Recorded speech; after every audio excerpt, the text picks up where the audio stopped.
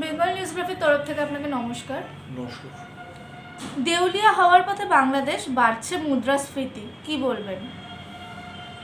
তো স্বাভাবিক আছে, বাংলাদেশে যে সরকারই থাকুক ব্যাপক দুর্নীতি তাদের মধ্যে হয়েছে, এ নিয়ে কোনো সন্দেহ নেই। মানুষের মধ্যে জনরোষও আছে। এখন শুধুমাত্র ভারত বিরোধিতার কারণে তারা নিজেদের পায়ে নিজেরা কুড়ুল মারছে। ভারতবর্ষের সঙ্গে শত্রুতা করতে গিয়ে তারা নিজেদের আর্থিক ক্ষতিও করছে। কাজে যাওয়ার তাই হয়েছে। দেশটার কোনো প্রোডাকশন নেই। যেটুকু একটা টেক্সটাইল ইন্ডাস্ট্রি তৈরি হয়েছিল সেটাও নিজেদের মধ্যে মারামারি করে ধ্বংস করে দিল। তার ফলে বিদেশি মুদ্রা কিছু আসছে না। আর লোকে আর কতটা সাহায্য করবে? IMF থেকে লোন নিচ্ছে, চীন থেকে লোন নিচ্ছে, ভারত থেকে লোন নিয়েছে, আমেরিকা থেকে লোন নিচ্ছে, ওয়ার্ল্ড ব্যাংক থেকে লোন নিচ্ছে, UK থেকে লোন নিচ্ছে। এভাবে তো সম্ভব নয়। একটা দেশ এভাবে চলতে পারে না, যা শুধু সাহায্যের ওপর ভরসা করে সে চলছে। কাজেই দেউলিয়া হবে, এটা আজকে নাও কালকে, কালকে নাও পরশু। আর ভারত বিরোধিতা যত বাড়বে তত দেউলিয়ার তত কাছাকাছি এই দেশটা পৌঁছবে। দেউলিয়া হওয়ার পথে বাংলাদেশের একাধিক ব্যাংকও, কি মনে করছেন এরপর কি হতে চলেছে বাংলাদেশে? গ্রিসের মতো হবে। কারণ দেখুন, রাজনীতিবিদরা ওদের ব্যাপক হারে চুরি করেছে। শুধু রাজনীতিবিদ নয়, সরকারি কর্মচারী থেকে শুরু করে ব্যবসায়ী থেকে শুরু করে সবাই একটা বড় অংশ এত দুর্নীতি করেছে। লোন নিয়ে লোন ফেরত দেয়নি, লোনের প্রোডাক্টিভিটি করায়নি, ইচ্ছে মতো লোন দিয়েছে, নিয়েছে। আর সমস্ত কিছু বিদেশের সাহায্যের উপরে নির্ভর করে রয়েছে।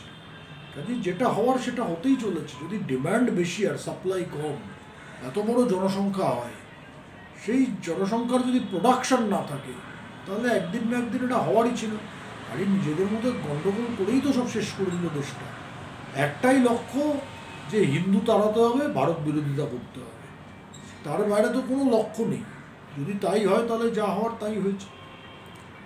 সুপ্রিম কোর্টে জামিন পার্থ চ্যাটার্জির, কি বলবেন? হ্যাঁ, কতদিন আর আটকে রাখবে? 3 বছর তো বোধহয় হয়ে গেল বা হতে চলেছিল। 7 বছর বা 10 বছরের যেগুলো পানিশমেন্ট, তা তো 1/3 বেশি কাউকে আটকে রাখা যায় না, যতক্ষণ না আপনি ট্রায়াল চালু করতে পারছেন বা কনভিকশন করাতে পারছেন। তার ফলে এক্সপেক্টেড, তার বলে যিনি নির্দোষ হয়ে গেছেন এটা ভাবারও কোনো কারণ নেই। তার বড় কারণ হচ্ছে যে 3 বছর জেলে থেকে একজন রাজ্যের মন্ত্রী মুক্ত হবে, তা নিয়ে আনন্দ উল্লাস করার কোনো কারণ নেই। ISF-কে তৃতীয় লিঙ্গের মানুষের সঙ্গে তুলনা তৃণমূল বিধায়ক শওকত মোল্লার, কি বলবেন? নিজের রুচির বিষয়।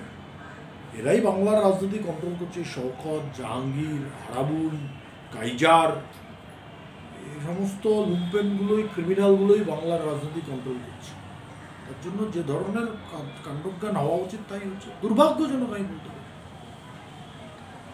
বাংলাদেশের ঘাড়ের ওপর নিঃশ্বাস ফেলছে আরাকান আর্মি, কি বলবেন? বাংলাদেশ কি জামাতিদের হাতে? একদম, বাংলাদেশ মুসলিম মৌলবাদীদের হাতে। একটা আফগানিস্তান হবে। 41% হিন্দু ছিল একটা সময়। যখন পাকিস্তান তৈরি হলো, তারপরে যে সেন্সাস হলো, তাতে 41%টা কমে হলো 38%।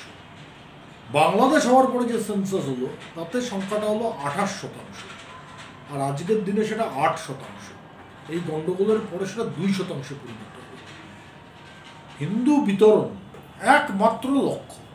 এইটা যদি কোনো রাষ্ট্রের লক্ষ্য হয়, সেই দেশ বেশি দূর এগোতে পারে না। দেখুন, চাল নেবে ভারত থেকে, আলু নেবে ভারত থেকে, পেঁয়াজ নেবে ভারত থেকে, আর শুধু ভারত বিরোধিতা করবে। এটা কাম্য নয়। যা সর্বনাশ হওয়ার তাই হয়েছে। বাংলাদেশের অত্যাচারে দেশ ছেড়ে দিচ্ছে বহু মানুষ, কি বলবেন ইউনিস সরকারকে নিয়ে? হিন্দুরা দেশ মূলত ছেড়ে দিচ্ছে, আর কিছু আওয়ামী লীগের নেতা পালিয়ে যাচ্ছে। দেখুন, আওয়ামী লীগ নিয়ে আমাদের কিছু বলার নেই। দুর্নীতিগ্রস্ত ওদের দেশের বিষয়। কিন্তু হিন্দু সমাজের কষ্ট, ব্যথা, বেদনা আমরা অস্বীকার করতে পারি না। কারণ তারা আমাদের মতোই, কেউ দাস, কেউ ঘোষ, কেউ বসু, কেউ মুখার্জি, কেউ মণ্ডল, কেউ চ্যাটার্জি, কেউ সাহা, কেউ রায়, কেউ সরকার, কেউ বিশ্বাস। তাদেরকে আমাদের ফিরিয়ে আনতে হবে, তাদেরকে রক্ষা করতে হবে। সেটা বাংলাদেশে থাকুন বা ভারতবর্ষে থাকুন, তাদের রক্ষা করার আমাদের আশু কর্তব্য। তার জন্য ভারত সরকারকে আরও সচেষ্ট হওয়ার জন্য আমি অনুরোধ করব। বাংলাদেশে বাধ্যতামূলক হতে চলেছে সামরিক শিক্ষা, কি বলবেন? এটা হাস্যকর ব্যাপার।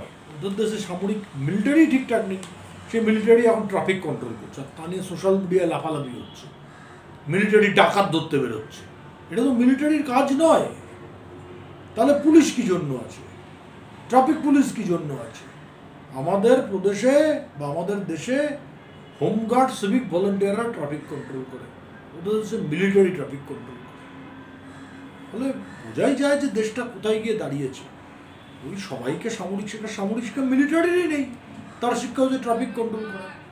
এগুলো সব খবরের কাগজ আর মিডিয়ার জন্য ঠিক আছে। দেশটাতে শিক্ষার হার ঠিক নেই, মোটামুটিভাবে একেবারে চূড়ান্তভাবে বিশৃঙ্খলা। তারপর তো সামরিক শিক্ষার প্রশ্ন, এগুলো আগে ঠিক করুক। কত খরচ হয় সবাইকে সামরিক শিক্ষা দিতে, কোনো ধারণা আছে?